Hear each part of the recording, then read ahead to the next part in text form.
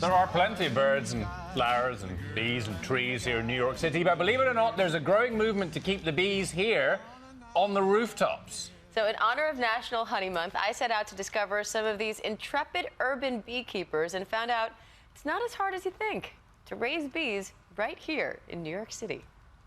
New York is full of sounds, honking, yelling, and even buzzing.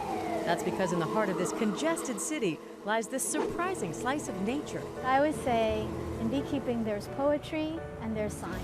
Liane Newton is an urban beekeeper, keeping bees on city roofs of all places since 2010. I thought to myself, well, there's probably 2 other people in New York who are interested in bees, because how ridiculous. And sure enough, there was a class, and this group had actually started in 2006, and that's the group I now run.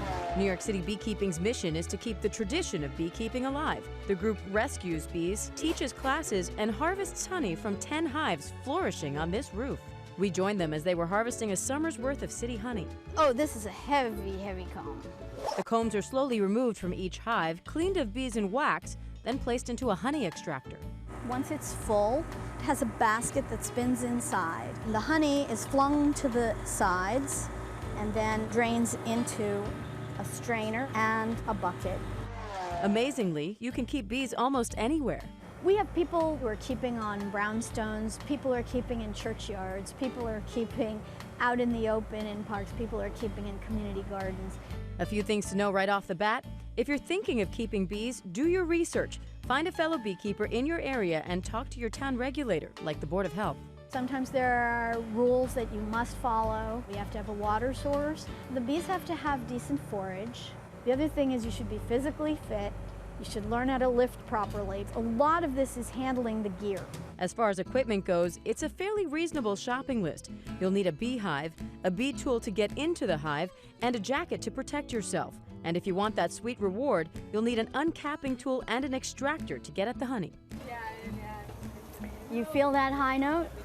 And luckily, she says these bees don't mind sharing. They're amazingly adaptable.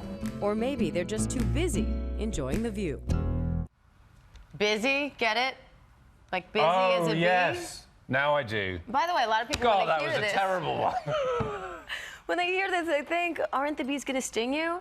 And apparently they were very, very docile. Is this from that lady? This is the honey, yes. This was honey from right here. I need some toast in New and York butter. City. Mm. There you go, Jack. Toast and butter. Oh, my goodness. Isn't it delicious? Oh. That is There's a very amazing. floral quality to it, doesn't it? There is a superb floral quality. Grew up. I don't think you like it at all. I love honey. You guys gotta try it. I love it.